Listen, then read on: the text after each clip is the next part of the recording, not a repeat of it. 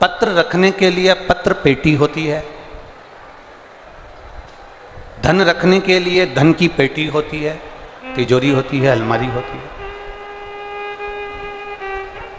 पर हमारा पाप रखने के लिए कोई पेटी बनी है क्या? नहीं बनी।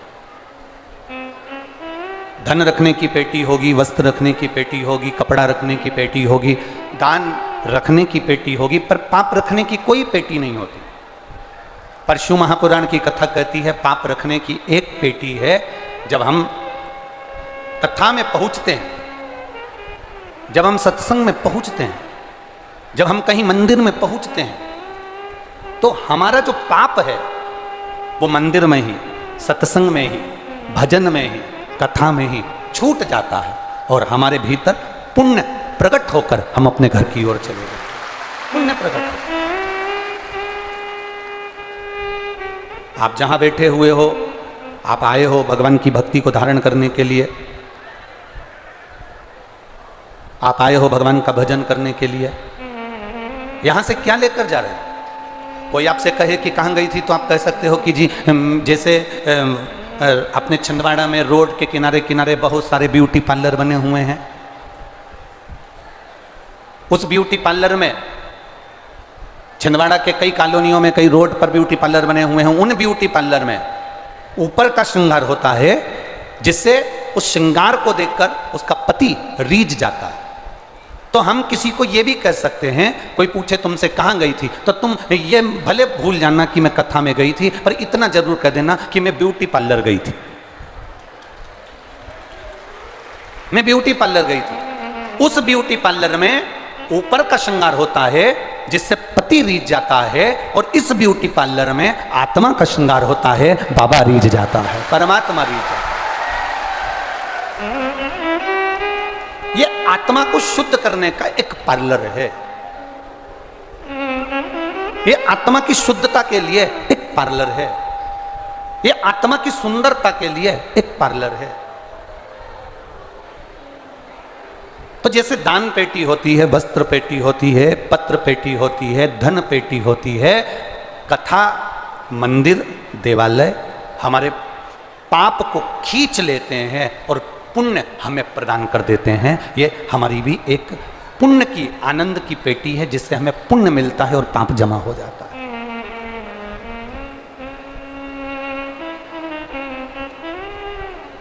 कल कथापन श्रवण कर रहे थे, सुगंधा पीपल के वृक्ष के नीचे बैठे हुए एक बुजुर्ग बाबा से 16 सोमवार के व्रत की कथा सुन रही है, पिपलेश्वर महादेव से कथा सुन रही है।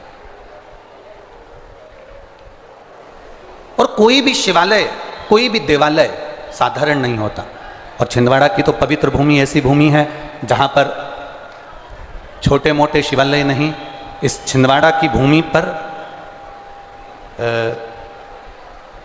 हमको कोई कह रहा था कि गुरुजी, माननीय कमलनाथ जी ने छिंदवाड़ा के चारों तरफ कम से कम अगर एक रोड से हम निकलें तो 55 किलोमीटर के छिंदवाड़ा के पूरे क्षेत्र को घूम सकते हैं, ऐसी रोड का निर्माण किया है।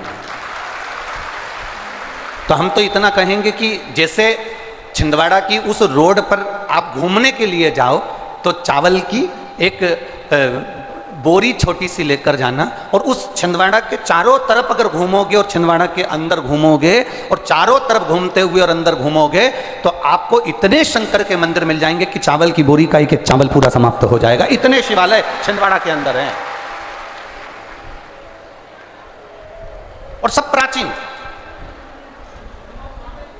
मेहगांव में स्थित है 900 वर्ष पुराना अर्धनारीश्वर शिवलिंग,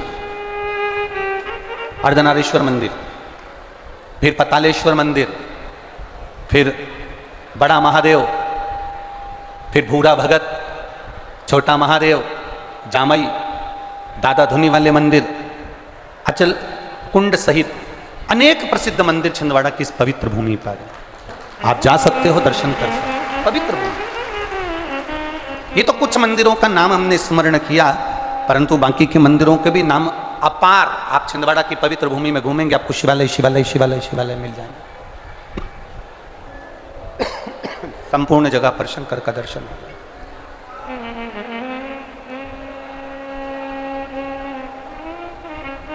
हर जगह पर शिव तत्व की प्राप्ति हो जाएगी।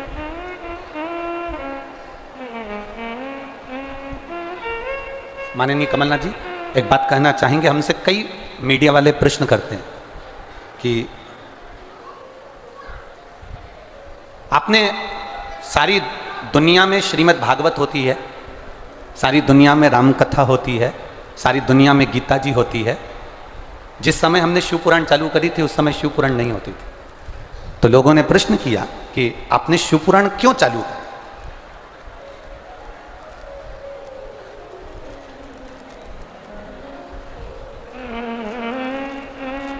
हमने उनको एक ही जवाब पहले भी दिया, आज फिर इस व्यासपीठ के माध्यम से कहना चाहेंगे।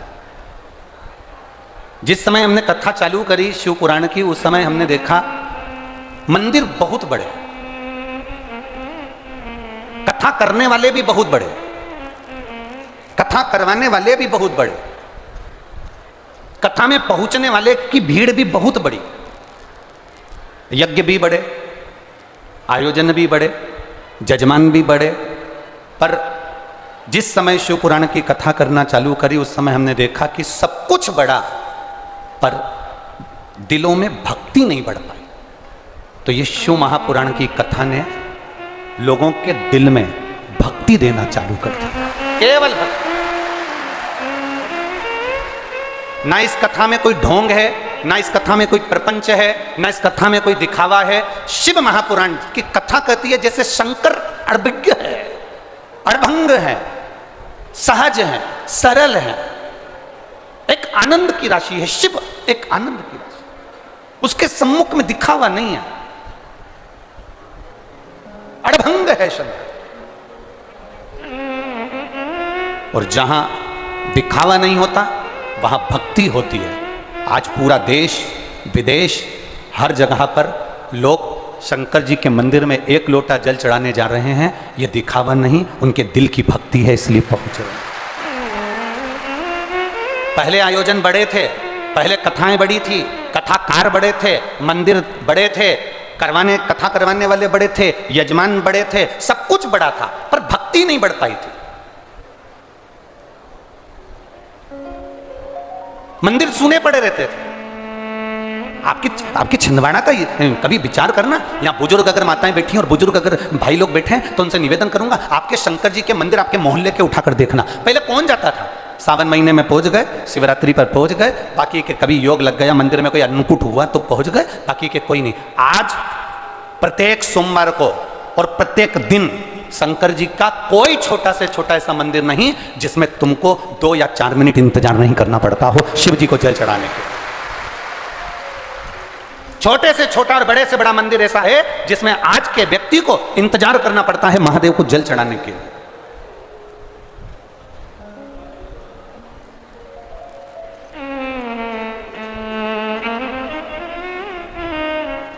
सब मंदिरों में सफाई करने वाले को ढूंढा जाता है, पर महादेव के मंदिर में सफाई करने वाले को भी नहीं ढूंढना पड़ता, वो खुद आता है और कर चले जाता है स्वयं।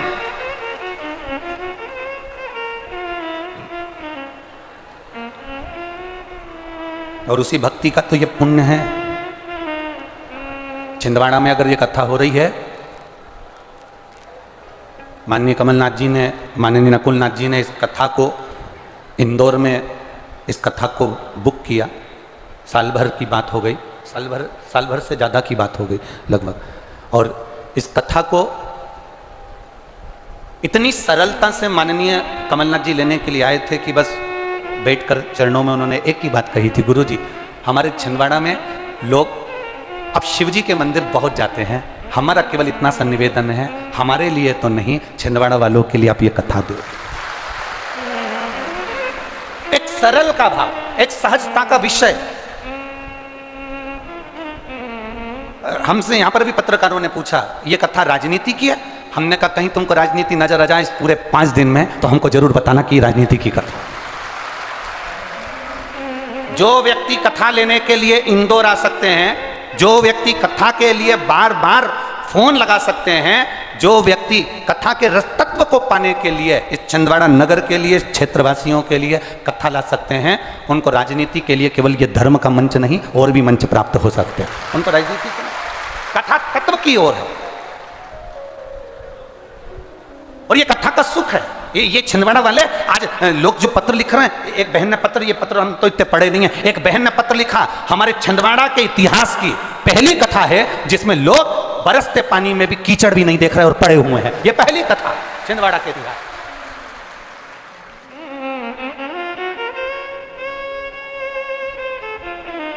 ये भक्ति आपकी है, ये विश्वास आपका है, ये दृढ़ता आपकी है। और आप अगर भरोसे के साथ अगर कथा सुन रहे हो ना जीजियों, और मेरे जितने जीजा बैठे हैं उनसे भी निवेदन करूंगा, जितने विश्वास के साथ, जितनी भक्ति के साथ, जितने भरोसे के साथ आप शिव महापुराण की कथा सुन रहे हो, आपके भरोसे को, आपके विश्वास को एक बात याद रखना, संसार के लोगों पर भरोसा करोगे तो वो टूट सकता है, पर मेरे महादेव पर भरोसा करोगे तो टूटेगा नहीं। वो नहीं टूट सकता, वो अविरल है, प्रबल है, और वो पूरा की पूरा रहता है, पूर्ण रहता है, पूर्ण रूप से। कई लोग आपसे कहेंगे कि मंदिर मत जाओ, कई लोग आपसे कहेंगे कि सत्संग में मत जाओ, कई लोग आपसे कहेंगे कि क्या होता है शंकर जी को जल चढ़ाने से, कई लोग आपसे कहेंगे क्या होता है भगवान को बेलपत्र चढ़ाने से। तो ऐसे अगर कुछ लोग तुमको जिंदगी में मिल भी जाएं, बुरे लोग अगर बुरी संगति के मिल भी जाएं, तो तुम उस जगह पर इतना याद रखना कि बुरी संगति वालों के साथ हमें रमना नहीं है, उनके साथ रहना नहीं है, वो केवल उनके बीच में जाने के बाद वापिस लौट कर आ जाना। कबड्डी किस किसने खेली है? हाथ उठाओ जरा, जिनने कबड्डी खेली है, चलो रख लो। कबड्डी में क्या होता है, बीच में एक पाली होती है और इधर से एक लाइन बनी होती है और इधर से एक व्यक्ति उधर को जाता है, बोला जाता है कि नहीं जाता। इस वाले व्यक्ति का काम क्या है, उधर की पाली को छू के, अरे बोलो बोलो जम के बोलो जरा, वापस आ जाना, वहां रुक मत जाना, पकड़ाई में मत आ जाना।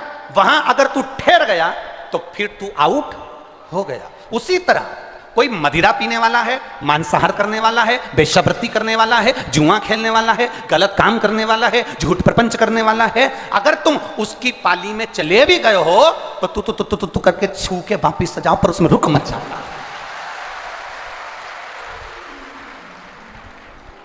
पाली को छू के वापिस आ जाना, पर उसमें रुकना नहीं। पीने वालों के साथ बैठकर पीना नहीं, जुआरी के साथ जुआ खेलना, ना ना ना। अगर पहुंच भी गए और तुम्हें लग रहा है कि मैं गलत लोगों के बीच में फंस गए, तो कबड्डी याद रखना, और पहुंच गए तो पाली छू के वापिस आ जाओ, पर उनके साथ में रुक मत जाना, नहीं तो कभी भी आउट हो सकते हो, समाप्त हो सकते हो। इसलिए छुओ और वापिस आ जाओ। कबड्डी का गेम हमको सिखा रहा। ये दुनिया के जितने जितने ये गेम है ना, जितने जितने दुनिया में ये खेले जाते हैं गेम, ये कोई साधारण है? इन सब गेमों में कुछ एक वो होती है ना, वो जिसको लात मारते हैं, फुटबॉल, किस किसने खेली है? खेली आप लोगों ने? वो उसको रखते हैं और दे लात दे लात दे लात दे लात, और वो इधर जाए उधर जाए उधर जाए। एक शिष्य ने गुरुजी से पूछा, इस गेंद ने क्या बिगाड़ा, इस फुटबॉल ने क्या बिगाड़ा जो इसको लोग लात मार रहे हैं? गुरुजी ने कहा, बस इस फुटबॉल की एक गलती है, ये अंदर से खाली है। अगर ये अंदर से भरी होती तो किसी के बाप में दम नहीं होती कि लात मार दे। ये फुटबॉल अंदर से पोली है, ये फुटबॉल अंदर से खाली है, इसलिए लोग लात मार रहे हैं।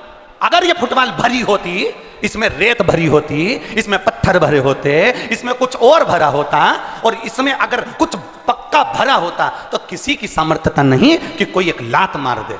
भरी हुई चीज में कौन लात मारता है? खाली है, इसलिए लात मारी जा रही है। याद रखना, जब तक ये मन, जब तक ये चित्त, जब तक ये बुद्धि, जब तक ये हृदय खाली रहता है, दुनिया के लोग तुम्हें लात मारते रहेंगे, तुम्हें रुलाते रहेंगे। जिस दिन इसमें शिव भर गया, उस दिन कोई नहीं रुला सकता। जिस दिन इसमें शंकर बैठ गए, जिस दिन इसमें देवादिदेव महादेव विराजमान हो गए, जिस दिन इसमें राम नाम, कृष्ण नाम, शिव नाम अंदर भरा गया, जिस दिन इसमें शिव महापुराण की कथा इस खाली मन के अंदर भरा गई, फिर किसी की सामर्थ्यता नहीं कि कोई आपके मन से, कोई आपके दिल से खेल ले। जिसका दिल परमात्मा की भक्ति से भरा रहता है उस पर कोई लात नहीं मार सकता, क्योंकि वो भरा हुआ है, मन भरा हुआ है, चित्त भरा हुआ है, उसे कौन लात मारे? कौन लात मारे? मान लो अगर गलत संगति में पहुंच भी गए हो तो फिर पाली को छूकर वापिस आ छू। यहां कथा के पंडाल के अंदर जगह बिल्कुल नहीं है, रत्ती भर भी।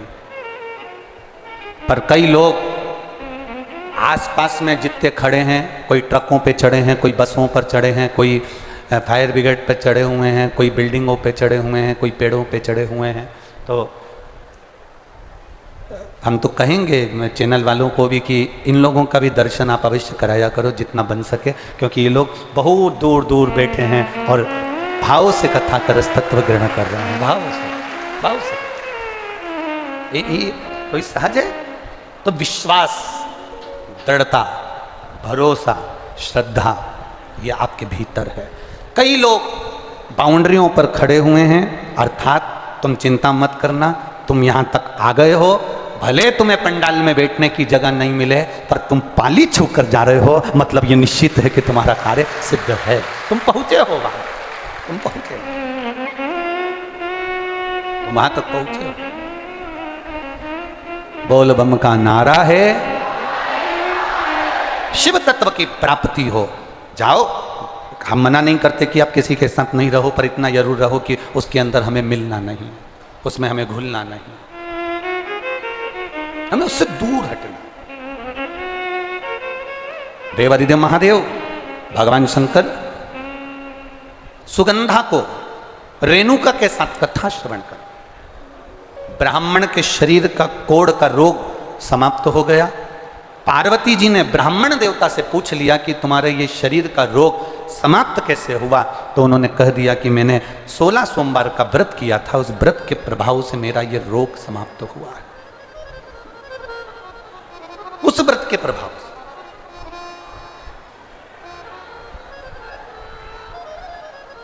और व्रत का प्रभाव कब होता है? थोड़ा सावधानी से सुनना इस बात के लिए। आज कथा का विराम दिवस है, आपको बाबा से लगन लगाना है और शिव को अपना बनाकर आपको शिव के होना है। दिल से कथा सुनो, बड़े भाव से। व्रत का प्रभाव कब पड़ता है? व्रत का फल कब मिलता है? व्रत का प्रभाव कब पड़ेगा? जिस भगवान का हमने व्रत किया है,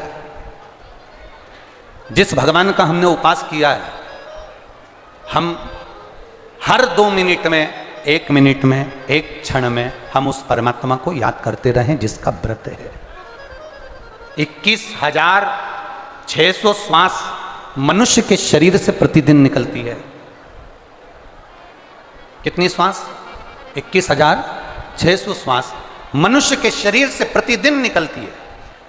3.5 करोड़ रोम छिद्र ये मनुष्य के शरीर में है और 21,600 श्वास प्रतिदिन निकल रही है। इस श्वास के निकलने का केवल एक कारण है कि इन श्वास में आप अपने घर का कार्य करिए, परिवार का कार्य करिए, रिश्तों का कार्य करिए, मना नहीं, पर 21,600 श्वास में से कोई श्वास एक ऐसी बना लो जिस श्वास में हम परमात्मा का नाम ले लें, बस पूरी श्वास शुद्ध हो सके, पूरी श्वास।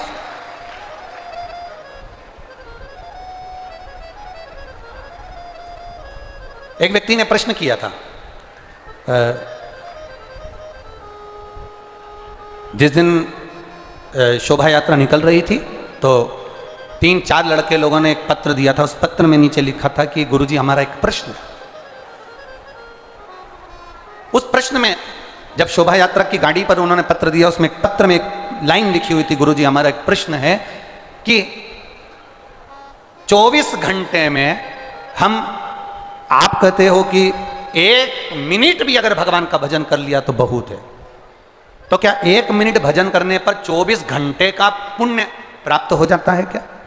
हम उनसे इतना सा कहना चाहेंगे, हमारे यहाँ का शास्त्रों का, वेदों का, हमारे शास्त्रों का विधान है, भंडारे में इतनी सारी नुक्ति बनती है, भंडारे में इतना सारी पूड़ी बनती है, भंडारे में इतनी सारी सब्जी बनती है क्या वो पूरी की पूरी सब्जी उठकर, पूरी की पूरी पूड़ी उठकर, पूरी की पूरी नुक्ती उठकर क्या भगवान के सामने जाती है? जम के बोलो जरा। नहीं जाती। कितनी जाती है? एक थाली में लगकर थोड़ा थोड़ा थोड़ा जाता है, भोग लगता है, वापिस आता है, और जो बहुत सारा भोजन है उसमें उसको डाल दिया जाता है। उसी तरह 24 घंटे अगर आप भजन नहीं कर सकते, 1 मिनट अगर आपने भजन करा और उसमें आपने थोड़ा सा पुण्य कमा लिया, तो आपका वो पुण्य 24 घंटे के उस तबेले में डाल दिया जाता है, जिससे सब वो पुण्यमय हो जाए। 1 मिनट का पुण्य, आपका जीवन सफल हो। शास्त्र कहते हैं 24 घंटे भगवान का भजन करो। कोई करता है क्या? अरे बोलो तो जम के, कौन करे? तो शास्त्रों ने किया 24 घंटे भगवान का भजन नहीं कर सकते तो कम से कम 12 घंटे करो। 12 घंटे अगर भगवान का भजन नहीं कर सकते तो कम से कम 6 घंटे भगवान का भजन जरूर करो। 6 घंटे नहीं कर सकते तो कम से कम तुम 3 घंटे भगवान का भजन, बोलो बोलो जम के बोलो, करो। 3 घंटा नहीं कर पाओ तो कम से कम 1.5 घंटा भगवान का भजन, बोलो जम के बोलो जरा, करो। 1.5 घंटा अगर भगवान का भजन नहीं कर पाओ तो आधा घंटा भगवान का भजन करो। आधा घंटा नहीं कर पाओ तो 15 मिनट करो। 15 मिनट नहीं कर सकते तो कम से कम 5 मिनट भगवान का भजन करो। 5 मिनट नहीं कर सकते तो कम से कम 2 मिनट भगवान का भजन करो। 2 मिनट नहीं कर सकते तो कम से कम 1 मिनट भगवान का भजन करो। और 1 मिनट भी अगर भजन नहीं कर सकते तो चुल्लू भर पानी में डूब मरो।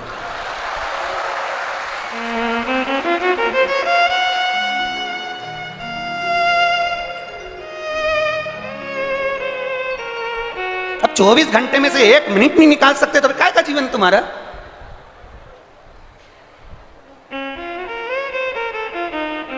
बेकार जीवन। कोई ने पूछा कहां गई थी? कथा सुनने गई थी। सुनी? हाउ क्या क्या सुन के आई? सुनी थी, इधर से सुनी। फिर घर पे क्या लेके आई? कुछ नहीं। जब जा रही थी तो भंडारा चल रहा था ना, उसमें गई थी 2 पूड़ी। भगवान जाने माताएं वो झोली कैसी बनाती हैं, आज तक मैं नहीं सीख पाया। ऐसा उनका कुछ पल्लू मल्लू ऐसा रहता है, पिन मिन टच रहती है और ऐसा पल्लू मल्लू डालते हैं। भगवान जाने वो झोली कैसी बनाती है, ऐसी कैसी झोली। इतने में भैया फिर तो यार भैया, अब उसको इतना भी अंदाजा नहीं रहता कि तूने गुलाब जामुन भर ली और नीचे से चाशनी टपक रही। इतना अंदाजा नहीं।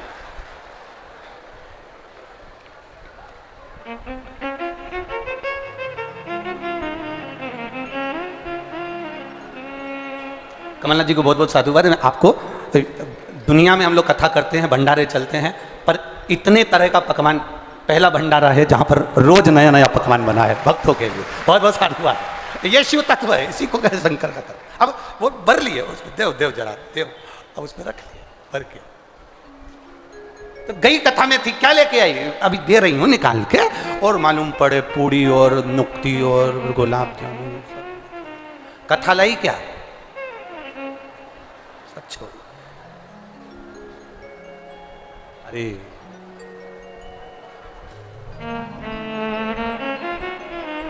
हमें तेरा ही सहारा है मेरे भोले बाबा।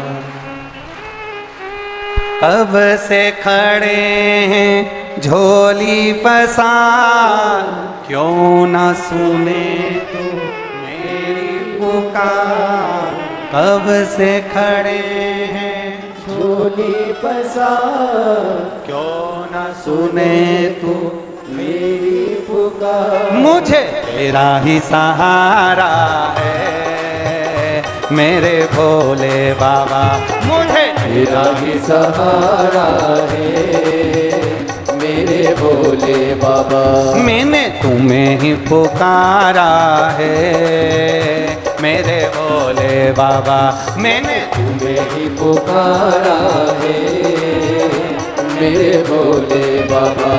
वो कब से खड़े हैं झोली पसार, क्यों न सुने तू मेरी पुकार। पुकार। वो कब से खड़े हैं झोली पसार, क्यों न सुने तू मेरी पुकार। वो कब से खड़े हैं झोली पसार, क्यों न सुने तू मेरी पुकार। वो कब से खड़े हैं झोली पसार, क्यों न सुने तू मेरी पुकार। मुझे तेरा ही सहारा है मेरे भोले बाबा, मुझे तेरा ही सहारा है मेरे भोले बाबा। मैंने तुम्हें ही पुकारा है मेरे भोले बाबा। मैंने तुम्हें ही पुकारा है मेरे भोले बाबा। देख लो लगी है आज मंदिर में ये भीड़ भारी, देख लो लगी है आज मंदिर में ये भीड़ भारी। दर्शनों की खातिर आए हैं लाखों नर और नारी, दर्शनों के खातिर आए हैं लाखों नर और नारी। आ जाए भोले बाबा, आ जाए भोले बाबा, तीनों ने पुकारा है मेरे भोले बाबा। तीनों ने पुकारा है मेरे भोले बाबा। कब से खड़े हैं झोली पसार, क्यों न सुने तू मेरी पुकार। कब से खड़े हैं झोली पसार, क्यों न सुने तू मेरी पुकार। तेरा ही सहारा है मेरे भोले बाबा, तेरा ही सहारा है मेरे भोले बाबा।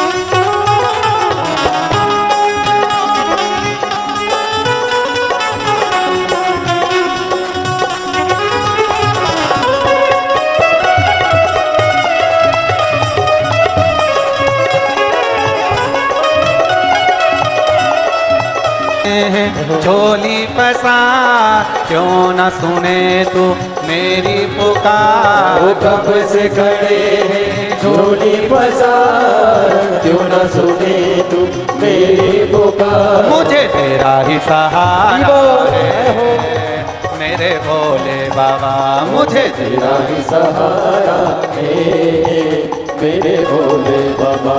मुझे तेरा ही सहारा है मेरे भोले बाबा।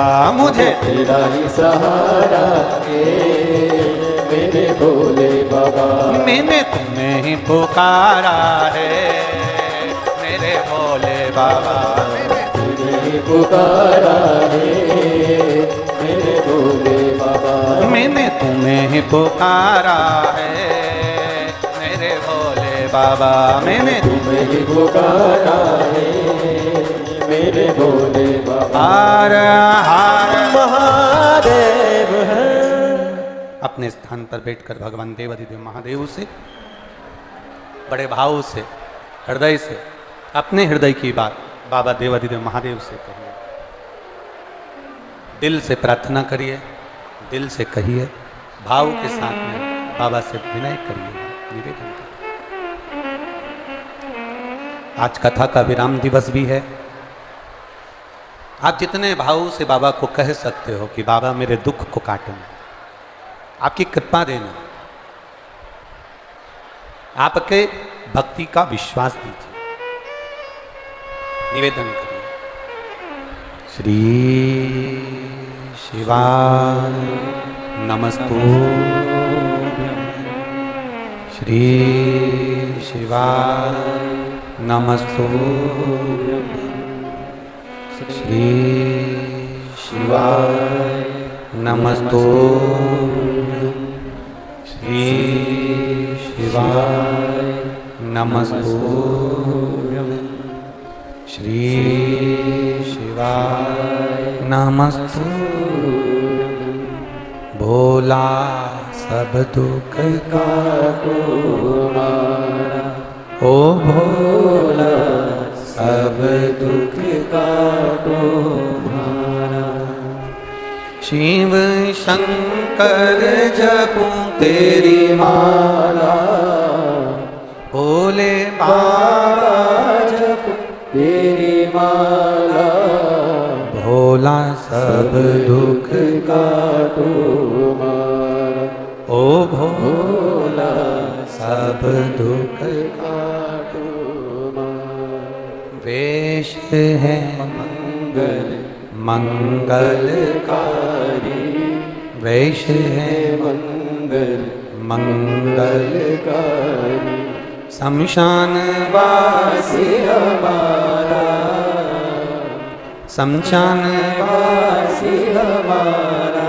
ओ भोला सब दुख काटो मारा, ओ भोला सब दुख काटो। शिव कथा कह रही है। सुगंधा को शिव जी कहते हैं। पार्वती जी ने उस ब्राह्मण को देखा जिसका शरीर का रोग समाप्त हो गया। रोग देने वाले ने रोग दिया है तो मिटाने वाला भी वही है। एक बीमारी होती है सोराइसिस की, एक पत्र आया है देखिए। सोराइसिस की बीमारी एक ऐसी बीमारी होती है कि वो अंतिम समय तक नहीं जाती है। शरीर में से फुकड़ियां निकलती रहती है, शरीर में से फुकड़ियां निकलती हैं और खुजाल चलती रहती है और पूरा शरीर खाल निकलती रहती है। एक पत्र आया देखिए।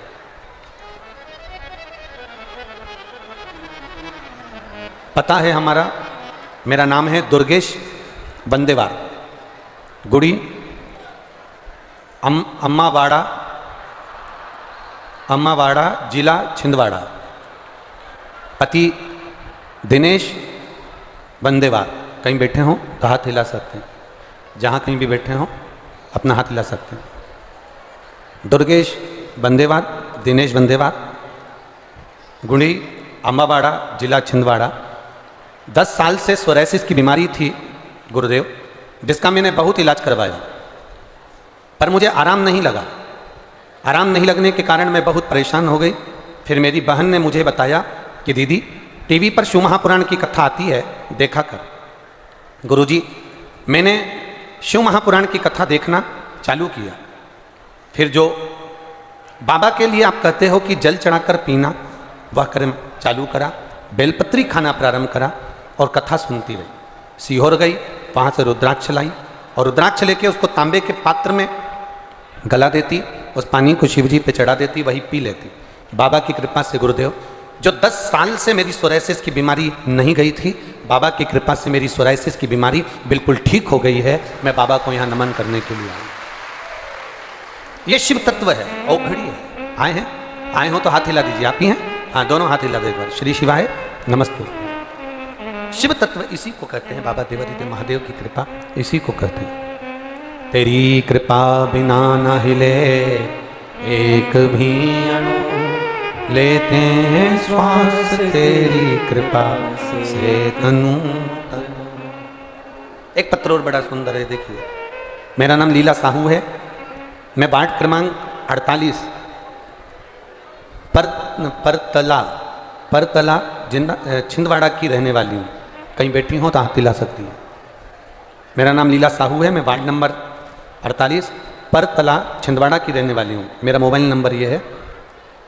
मेरे पति हरिशंकर साहू को 6 नवंबर 2022 को ब्रेन में खून के थप्पे जम गए, खून निकलता रहा, अंदर की अंदर जमता रहा। गुरुदेव, उनकी याददाश्त चली गई। जब याददाश्त गई तब हमको मालूम पड़ा कि कुछ प्रॉब्लम हुई है, इनको कुछ याद नहीं रह रहा। उनको दिखाया डॉक्टर को, नागपुर ले गए, नागपुर के आयुष्मान हॉस्पिटल में उनको भर्ती किया, आईसीयू में उनको लेकर गए। हमने पूछा इनको हुआ क्या है।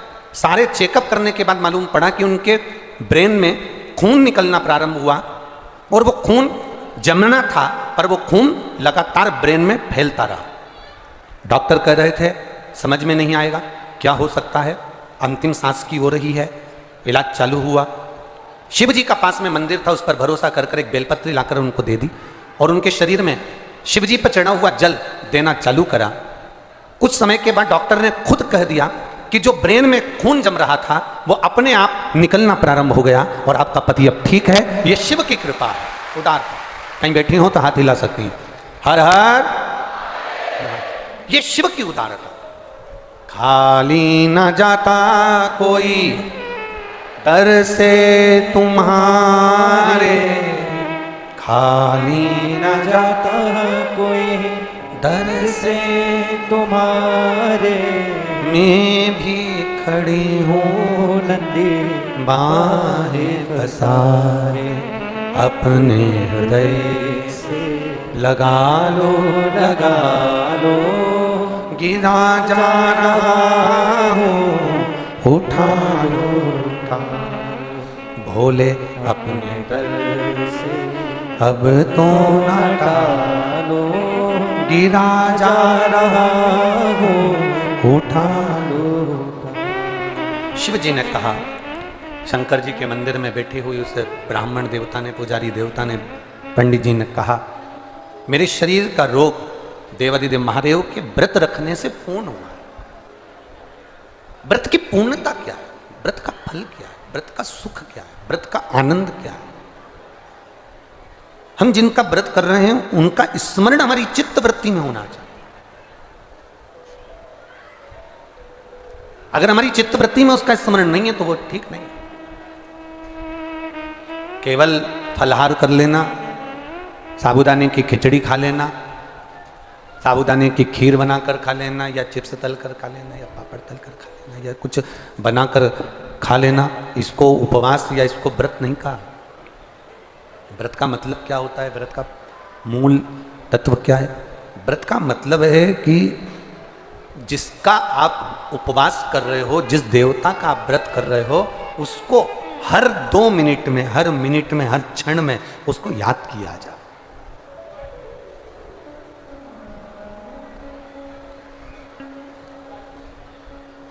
हरतालिका तीज का व्रत करती हो माताएं?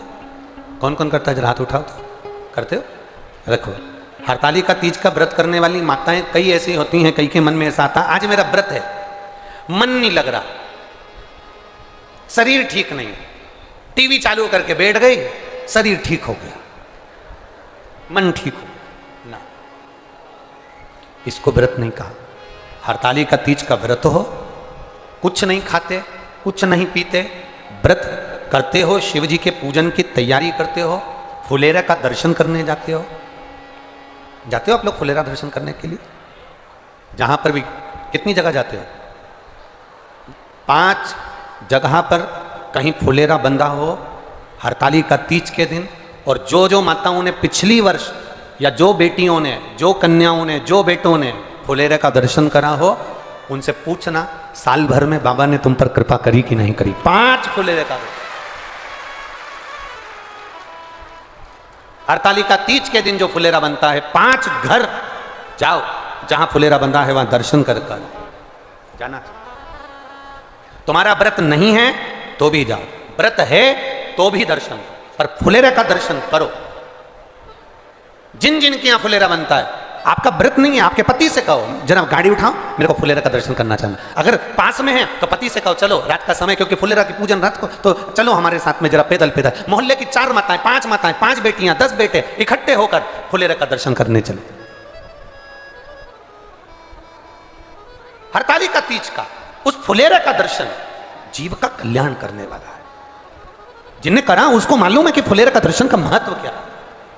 आप लोग 15 तारीख को जो कथा होगी पुणे संघवी में, पूना में, आप वो सुनना, उसमें हम वर्णन करेंगे एक एक फुलेरे का, 5 फुलेरे का दर्शन का क्या महत्व, उसका वर्णन पहले भी करा, इस कथा में फिर करेंगे। कह दिया कि मेरा रोग समाप्त हुआ।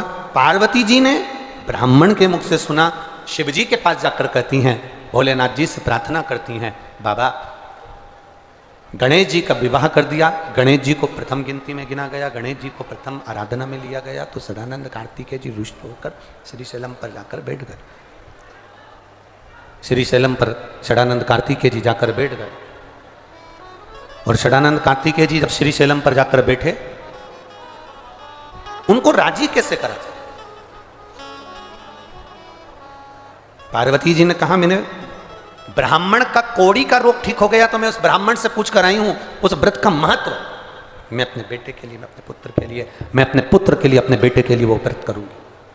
पार्वती जी ने 16 सोमवार का व्रत स्वयं माता पार्वती जी ने षडानंद कार्तिकेय के लिए करा। कार्तिकेय प्रसन्न होकर अपनी माता की गोद में बैठे। तब कार्तिकेय जी ने पूछा, मां मुझे इतना क्रोध आया, इतनी मेरी चिड़चिड़ प्रवृत्ति रही, इतनी तकलीफों में मैं घिरा रहा, तूने मुझे प्रसन्न कैसे करा। मां कहती है, मैंने 16 सोमवार का व्रत किया था, उस व्रत का प्रबलता है। कार्तिकेय जी ने कहा, मेरा एक मित्र है ब्राह्मण, बहुत साधारण सा है, उसके पास कुछ नहीं है, वो मित्र में से रूठ कर चले गया है, कोई दूसरे गांव चला गया है, उसको मुझे बुलाना है, उसको मुझे मिलना है। षडानंद कार्तिकेय ने भी 16 सोमवार का व्रत किया, मित्र को प्राप्त कर, मित्र मिल भी गया, प्राप्त हो गया। हमने एक बात आपको 16 सोमवार के व्रत की वर्णन करी थी, किसी के घर में अगर 16 सोमवार का व्रत हुआ है, हो रहा है, उसके घर में 16 सोमवार का उद्यापन हो रहा है, भूलवश भी अगर आपको मालूम पड़ जाए कि इसके यहाँ 16 सोमवार का उद्यापन है, भोजन करने भले मत जाना, पर उसके घर से थोड़ा सा प्रसाद अवश्य मांग कर लाना कि मुझे दे दो उस प्रसाद को, मुझे उस प्रसाद, वो प्रसाद, वो प्रसाद मुझे दिया जाए, थोड़ा सा दे, और केवल एक अंजलि में नहीं, भले वो इतना सा प्रसाद है पर अंजलि दोनों होना चाहिए। भैया थोड़ा सा इस प्रसाद का भाव दीजिए, थोड़ा सा सुख मिलेगा, इस प्रसाद का भाव दीजिए। शंभु शरणे बड़ी मांगू घड़ी ने दुख काटो, दया करी दर्शन। उस व्रत का मूल आनंद हमें प्राप्त। जितने बेटे बेटियां कंपटीशन एग्जाम की तैयारी कर रहे हैं, जितने बेटा बेटियां नौकरी की तैयारी कर रहे हैं, मैं उनसे कहूंगा आप मेहनत करो, खूब करो, दिल से करो, अच्छी करो, दम से करो, मेहनत में कमी मत आना। उसके साथ बहुत बहुत ध्यान देना, किस्मत किस्मत मौका देती है, किस्मत जम के बोलो मौका देती है, और हमारी मेहनत चौका लगा देती है। मेरा बेटा बेटियों से निवेदन है अपनी मेहनत पूरी करना। शंकर भगवान करेंगे क्या? तुम्हें मौका देंगे, एग्जाम में बैठने का मौका देंगे, परीक्षा हॉल में तुम अकेले नहीं रहोगे, मेरा देव अधिदेव महादेव तुम्हारे साथ बैठे। किस्मत मौका देती है और हमारी मेहनत, स्वयं की मेहनत चौका लगा देती है। हमारे उन्नति की सीढ़ी को चढ़ाने का कार्य हमारी मेहनत करती है। भगवान शंकर तुम्हारे साथ कदम से कदम मिलाकर चलेंगे। ये मत सोचना कि मैंने अगर शिव जी को बेलपत्री लगा दी है या मैंने जल चढ़ा दिया है तो भोलेनाथ लिख के आएंगे। ना, लिखना तुम्हें पड़ेगा, मेहनत तुम्हें करना पड़ेगी, कर्म तुम्हें करना पड़ेगा। शंकर भगवान तुम्हारे साथ हैं, हर पल, हर क्षण, हर घड़ी है, हर पल है।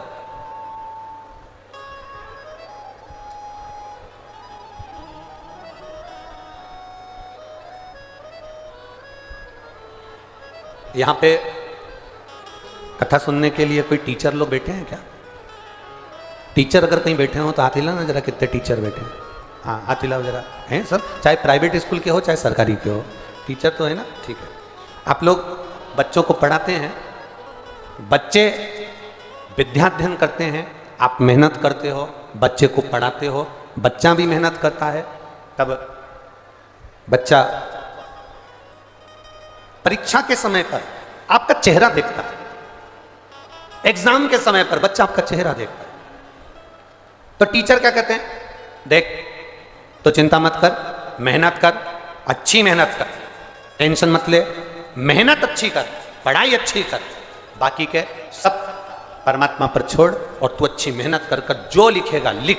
तेरा हाथ चलना चाहिए, तेरी बुद्धि चलना चाहिए, तेरी कलम चलना चाहिए, बाकी का रिजल्ट फिर उसके हाथ में है, वो देगा। रिजल्ट उसके हाथ में। हम मेहनत करें ही नहीं और सोचें कि मिल जाए तो ना। कार्तिकेय बाबा ने व्रत किया, व्रत का प्रभाव यह हुआ कि उनका मित्र मिल गया। मित्र ने पूछ लिया अपने मित्र से, कार्तिकेय से, शनानंद कार्तिकेय तूने मुझे कैसे प्राप्त करा? मित्र ने कहा मैंने 16 सोमवार का व्रत किया था। उस व्रत का विधान क्या है? व्रत का विधान बताया। दिन में ये 16 सोमवार का जो व्रत है, प्रथम सोमवार को अब उठा रहे हैं, सावन के महीने से, बैसाख के महीने से, मार्गशीर्ष के महीने से, जिस महीने से पहले सोमवार से इसको उठाया जाए। सुबह स्नान पूजन अर्चना कर कर बड़े आनंद के समय, दोपहर का तीसरा पहर प्रदोष काल के समय पर शंकर भगवान की आराधना करी जाए, शिव जी का शिवलिंग का पूजन करा जाए। पार्थिव शिवलिंग का निर्माण कर कर पूजन कर लो, चाहे अपने घर में जो शिवलिंग है उसका पूजन कर लो। जिस प्रसाद को बनाओगे उसके 3 हिस्से, भगवान की आराधना, पूजन, अर्चना। एक हिस्सा भगवान को समर्पित कर, दूसरा हिस्सा सबको वितरण कर, तीसरे हिस्से का भाग स्वयं ले। शिव जी का चढ़ा हुआ प्रसाद पूरी रात्रि नहीं रखा रहता। खास तौर से 16 सोमवार के प्रसाद को रात भर कभी मत रखना। हम 7 दिन जो बेलपत्र यहां से आप लोगों को, कई लोगों को देते हैं, 7 दिन में 5 दिन 4 दिन जो बेलपत्र आपको मिलती है, तो ये बेलपत्र मुझसे कहते हैं रात भर नहीं रखना। इसको मिले, तुम्हारे शरीर में कष्ट है, रोग है, बीमारी है, बड़े से बड़ा रोग है, लीवर किडनी कैंसर तक का रोग है, तुम्हें जो बेलपत्री दी गई है उस बेलपत्री को तुम इसी पंडाल में कहीं ना कहीं बैठकर उसको खाकर बाबा की रज को अपने हृदय से लगाकर कह कर जाना, बाबा मुझे ये रोग है, समाप्त आप करना। जब 3 दिन कथा का बस केवल जो आखिरी दिन होता है, विराम का दिन होता है, वो बेलपत्री नहीं खाई जाती, उस बेलपत्री को तो रखा जाता। बाकी के जो बाकी के दिन की बेलपत्र होती है उसको खाते हैं। रात भर शिव पोथी पर चढ़ी हुई बेलपत्र केवल आखिरी के दिन की, विराम के दिन की बेलपत्र ही केवल लाल वस्त्र में रखने की होती है, बाकी की बेलपत्र केवल रोज की खाने की होती है, उसको रखा नहीं जाता, खाया जाता।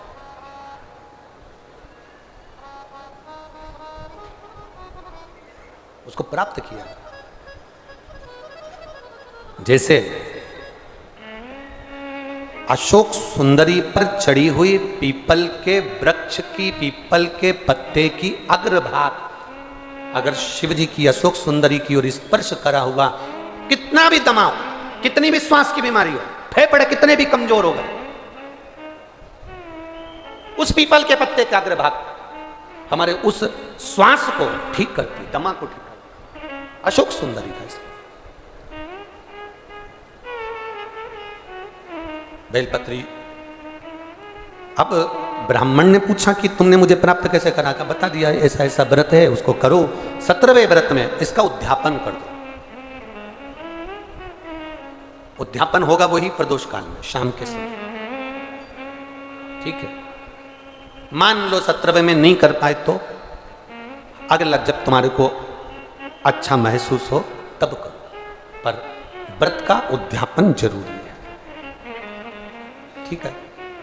ब्राह्मण ने सुना, एक पराये गांव में वो व्रत करता करता पहुंच गया। वहां के राजा की लड़की की शादी हो रही थी, राजा ने स्वयंवर रचा था। एक हथनी के सूंड में माला दे दी थी। ये हथनी जिसके गले में माला पहनाएगी, विवाह उसी के साथ बेटी का होगा।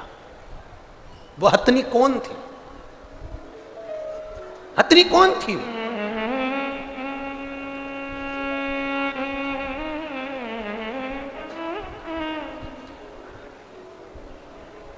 अगर नरसिंह पुराण को आप पढ़ेंगे तो नरसिंह पुराण में लिखा हुआ है, राजा के नगर में हथनी के सूंड में माला दी गई, ये माला जिसके गले में पहनाएगी उसी के साथ मेरी बेटी का विवाह होगा। वो हथनी कौन थी? ऐसे संकल्प पहले के राजा लेते थे। वो संकल्प क्यों लेते थे? जनक जी ने संकल्प लिया, जो इस धनुष को उठाएगा चढ़ाएगा उसी के साथ बेटी ब्याहूंगा। तो जनक जी को क्या पड़ी जो उन्होंने ये संकल्प लिया? संकल्प व्यक्ति कब लेता है? जब उसको कुछ अच्छा नजर आता। क्या जनक जी ने देखा था? जनक जी ने देखा था कि जनक जी की बेटी जब माता जानकी जी 4 साल की थी और जनक जी ने अपने गुप्तचरों से, अपने द्वारपालों से कहा था कि आज मैं धनुष का पूजन करने के लिए आऊंगा, धनुष का पूजन करने आऊंगा। धनुष के नीचे गाय का गोबर लाकर लीपा जाए और चौक पूरा जाए, पूजन करी जाए। 10,000 द्वारपाल धनुष को उठाने में लग गए पर धनुष नहीं उठा। आसपास से उन्हें लीप दिया, पूजन की तैयारी कर दी। इतने में जानकी जी ने आकर देखा, 4 साल की जानकी जी आकर देखती हैं, पूछती हैं द्वारपालों से, काका जी आपने धनुष के नीचे तो लीपा ही नहीं, पिताजी कितने नाराज होंगे।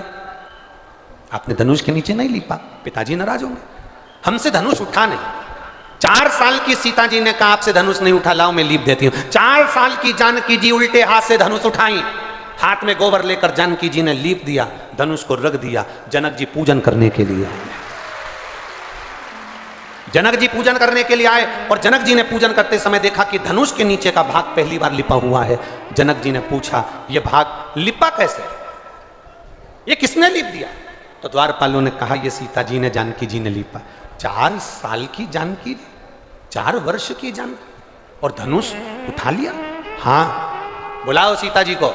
जानकी जी को बुलाया गया और जानकी जी को बुलाकर पूछा गया, बोलो जानकी ये धनुष कैसे उठ गया? सीता जी ने अपने उल्टे हाथ से धनुष उठाकर सीधे हाथ से लीप कर बता दिया। जैसे लीप कर बताया, जनक जी ने संकल्प ले लिया, मेरी बेटी का विवाह मैं उसके साथ करूंगा जो सीधे हाथ से धनुष उठाएगा, चढ़ाएगा, तोड़ देगा, बेटी उसी के साथ ब्याह दूंगा। जैसे जनक जी ने संकल्प लिया था, वैसे ही शिव महापुराण की कथा कर रही है, एक राजा ने संकल्प लिया कि हथनी जिसके गले में माला पहनाएगी बेटी का विवाह उसके साथ करूंगा। ये हथनी है कौन? नरसिंह पुराण कहती है ये कौन हथनी? कहा ये वो हथनी जिसने जन्म से शंकर के मंदिर की चौखट पर इसका जन्म हुआ। एक हथनी ने इसको जन्म दे दिया, मां प्राणों को छोड़कर चली गई थी। एक व्यक्ति रोज शिव मंदिर जाता था और इस हथनी को सहला कर जाता था। हथनी धीरे धीरे बड़ी होती गई, शिव की आराधना में यह हथनी भी डूब गई। कहते हैं हजारों हजार ऋषिवर की बुद्धि में जितना बल था उस हथनी में उतना बल सोचने का और समझने का था कि किसका भाग्य क्या कहेगा, वो हथनी समझ जाती थी। राजा ने उसी हथनी के गले में माला पहनाने के लिए दी कि यह माला तुम अपने सूंड में रखकर जिसको पहनाओगी उसी के साथ बेटी का विवाह होगा। हथनी ने राजा की लड़की को देखा था कि इसका भाग्य क्या कहता है। ब्राह्मण के गले में, जो मित्र थे कार्तिकेय जी के, उनके गले में माला पहना दी गई। माला पहनाई, विवाह पक्का हो गया। राजकुमारी का विवाह उस ब्राह्मण के साथ हो गया। ब्राह्मण साधारण नहीं रिया, माला पहनने के बाद उसको एक नगर का राजपाट प्राप्त हो गया, जिस नगर का राजा उसको देकर चले गए। शिव क्या करते हैं? कई लोग कहते हैं शंकर भगवान करते क्या, शिव जी करते क्या? हम कहते हैं शंकर भगवान का केवल एक ही काम है, जो लिखा विधाता ने तुम्हारी किस्मत में, जो दुख विधाता ने लिखा, शिव जी का एक काम है। तुम जब शंकर भगवान के शिवलिंग पर जल चढ़ाते हो तो शिवलिंग पर जो चंदन लगा रहता है वो जल चढ़ाने से धुल जाता है। जब तुम शिव जी पे जल चढ़ाते हो तो चंदन धुलता है, श्रृंगार धुलता है। उसी तरह शंकर जी पे जल चढ़ाते समय वो जल तुम्हारे भी दुख को धो देता है, दुख को। रोज रोज किसी के यहां जाओगे ना तो तुम्हारी इज्जत घट जाती है। घटती है कि बढ़ती है? बोलो बोलो, जम के बोलो जरा। घटती है। रोज रोज किसी के दरवाजे पर जाओगे तो इज्जत घटेगी, पर रोज रोज महादेव के दरवाजे पर जाओगे तो इज्जत बढ़ेगी।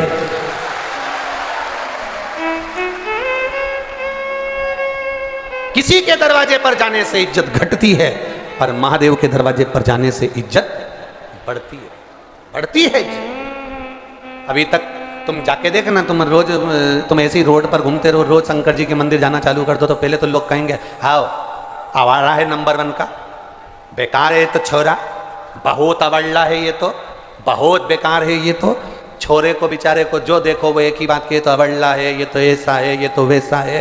और वही छोरा जब रोज शंकर जी के मंदिर जाए और शंकर जी का श्रृंगार करे, शिव जी पे जल चढ़ाए, त्रिपुंड लगा के जब मंदिर से आए तो धीरे धीरे लोगों का कहने का तरीका बदल जाएगा, भैया ये तो रोज मंदिर जाता है, शंकर जी का भगत है, नंबर 1 का भगत। भगत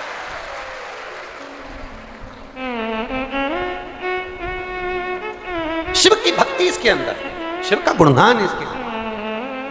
अब शादी हो गई, राजकुमारी आ गई, राजकुमारी ने पूछ लिया अपने पति से, मैं एक राजा की लड़की, तुम एक ब्राह्मण के बेटे, मैं कैसे मिल गई तुमको? कहा 16 सोमवार के व्रत के फल से मिली। व्रत का फल इतना होता है, एक बेटा मुझे चाहिए, पुत्र की कामना से उसने 16 सोमवार का व्रत करा, उसको एक पुत्र भी हो गया। पुत्र होने के बाद पुत्र धीरे धीरे बड़ा भी हो गया, बड़ा होने के बाद पुत्र ने एक दिन पूछ लिया, अम्मा मैं राजघराने में जन्म ले लिया, ऐसा मैंने कौन सा पुण्य करा था? कभी आप भी विचार करना, चौराहे पर खड़े हुए भिखारी को देखना, किसी भिखारी को देखना, किसी बीमार व्यक्ति को देखना, किसी बहुत ज्यादा कष्टप्रद व्यक्ति को देखना और उसको देखकर अपने आप को तुम जरूर देखना और देखकर महादेव से प्रार्थना करना, बाबा तूने बड़ी कृपा करी, मुझे चौराहे का भिखारी नहीं बनाया, मुझे कुछ अच्छा बनाया। तूने बहुत अच्छी कृपा करी, अच्छे घर में मुझे जन्म दिया। तूने बहुत अच्छी कृपा करी जो मुझे इस भारत की भूमि पर जन्म दिया। तूने बहुत अच्छी कृपा करी जो तूने मुझे मध्य प्रदेश में जन्म दिया। तूने बहुत अच्छी कृपा करी जो तूने मुझे छिंदवाड़ा में जन्म दिया। तूने बहुत अच्छी कृपा करी जो मुझे पूरा शरीर दिया, पाँव, हाथ, आँख, मुख सब दिया, सारे डिपार्टमेंट 2-2 दिए। पाँव बोलते जाओ, तो हाथ, नयन, श्रवण, जिह्वा। भगवान को भी मालूम था एक ही गजब कर जाएगी, पूरे छिंदवाड़ा में आग लगा जाएगी। एक ही बोल, जीवान 2 नहीं दिए, जीवान 1, और उसको भी नीचे से बांध दिया। जीवान को कभी दर्पण में कांच में देखना, नीचे से बंधी है 3 जगह से, और देखा ये बहुत ज्यादा बोलेगी तो इसके आसपास 32 सैनिक लगा दिए हैं, 32 दांत, ज्यादा बोले तो काट दे। इन्होंने देखा सैनिक से भी काम नहीं चलेगा तो ये जीभान के लिए फाटक लगा दिए, होठ, ज्यादा बोले तो मुंह बंद रखो। और ये जीवान इतनी एबली, पूरे मोहल्ले में कहीं का इतना एबला नहीं होगा जितनी जीवान एबली, इतनी एबली। एक दिन इस जीवान ने दांतों से कहा, तुम मेरे 32 भाई हो, 32 भाई तुम मेरा ध्यान रखना। जीवान ने दांतों से कहा, 32 भाई मेरा ध्यान रखना, तुम मुझे काट मत देना। 32 भाइयों ने कहा, बहन तेरी सौगंध खाते हम तुझे नहीं काटेंगे, पर तू हमारा ध्यान रखना, किसी से आड़ी टेढ़ी मत किए देना, नहीं तो 32 एक बार में निपट जाएगा। एक बार हम ध्यान रखें, पर तू भी हमारा ध्यान, बड़ी मुश्किल से।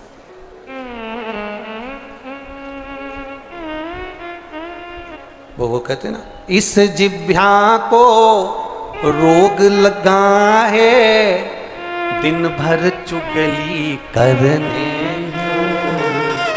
इस जिह्वा को रोग लगा है, दिन भर चुगली करने। कई की तो ऐसी भी आदत रहती है कि कथा में भी चुगली करती रहेगी। कहीं की को आगे बैठी दिख गई ना तो पीछे वाली, वो देख कमला की बहू बैठी, वो लीलाबाई की छोरी, ये हर जगह ना जाने कहां से आगे घुस जाती है, पता ही नहीं पड़ता। आ गई साड़ी में पिन लगा के।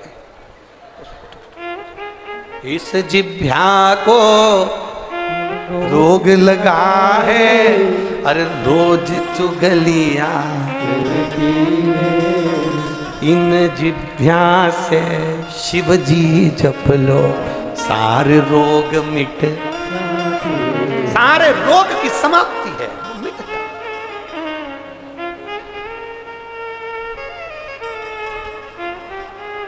सब मिट। आप जितना भजन में चित्त लगाओगे उतनी उतनी आनंद की अनुभूति आपके भीतर होती चली जाएगी, उतना सुख अपनी जिंदगी में मिलता चले जाएगा। क्या करा जाए? बेटे ने पूछा मुझे क्या करना चाहिए? मेरी जन्म अच्छे घर में अगर तुम्हारा जन्म हो जाए, अच्छा घर मालूम है कैसा होता है? अरे जम के तो बोलो, जिसके यहाँ एसी लगा है वो अच्छा घर है, जिसके यहाँ डनलप के गद्दे बिछे हैं वो अच्छा घर है,